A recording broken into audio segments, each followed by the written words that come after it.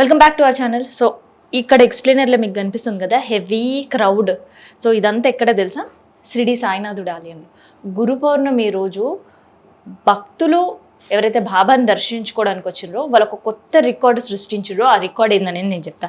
So గురు పౌర్ణమి రోజు చాలా heavy crowd.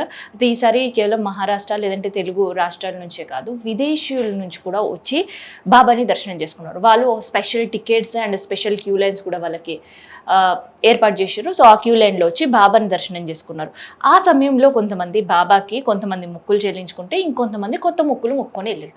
సాధారణంగా మనం వెళ్ళినా కూడా అదే చేస్తుంటాం కదా. కానీ ఈ ఏడాది అంటే 1908లో బాబా ఆలయంలో షిరిడి బాబా ఆలయంలో గురు పౌర్ణమి వేడుకలు అనేది ప్రారంభించారు. సో అప్పటి నుంచి ఇప్పటి వరకు 2025 వరకు ఎప్పుడూ లేనంతగా బాబా హుండీ రికార్డుకి ఎక్కిందనమాట. సో ఇది సాయిబాబా సంబంధించిన ఆలయ అధికారులు అఫీషియల్గా అనౌన్స్ చేశారు. అదేందో తెలుసా?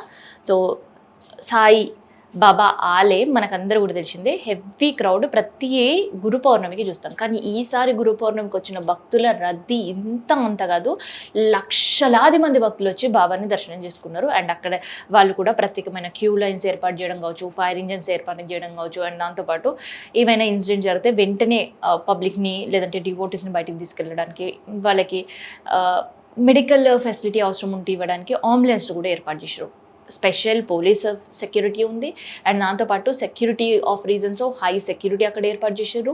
అండ్ దాంతోపాటు డివోటీసే చాలామంది అక్కడ వాలంటీర్స్గా కూడా వర్క్ చేస్తారు, వాళ్ళ సంఖ్య కూడా ఉపయోగించారు. అయితే ఒక్క షిఫ్ట్లో కాదు, దాదాపు రోజుకు 3 షిఫ్ట్లలో ప్రతి షిఫ్ట్లో 7,000 పైన వరకు కూడా ప్రతి షిఫ్ట్లో కూడా డివోటీస్ ఆ రోజు పనిచేసారు అనమాట. బాబా సేవలో, పని అని చెప్పడానికి లేదు కానీ బాబా సేవ చేశారు మిగతా డివోటీస్కి దర్శనం కల్పించడానికి. సో ఇది షిరిడి దర్శనానికి వెళ్ళిన ప్రతి ఒక్క భక్తుడికి తెలిసిందే.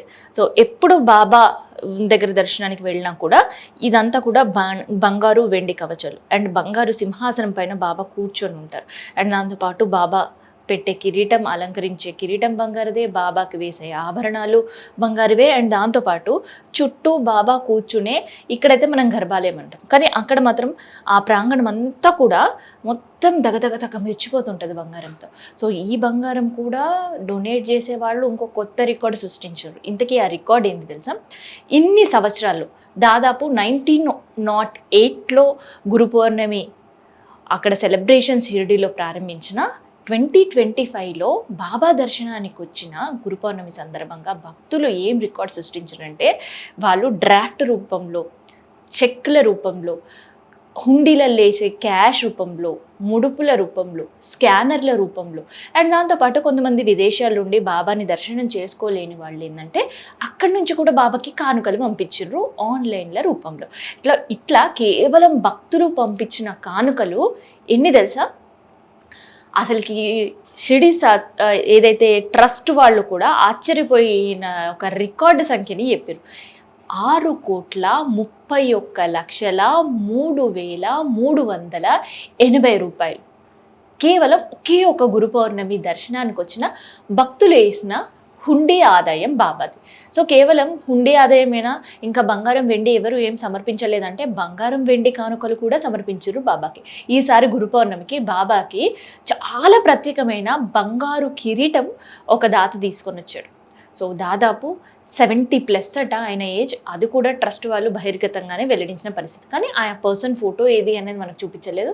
కాకపోతే దాదాపు 67 లక్షల విలువ చేసే బంగారు కిరీటం వచ్చిందంట. సో బంగారు కిరీటం పక్కన పెడితే బాబాకి చాలా వెండి పువ్వులు, బంగారు పువ్వులు అండ్ దాంతోపాటు బాబా మెడలో మనం చూస్తుంటాం కదా, ఇది పూలమాల వెనకాల అప్పుడప్పుడు కొన్ని సందర్భాల్లో బాబాకి బంగారు మాల ధారణ చేస్తుంటారు, అలంకరిస్తుంటారు కదా.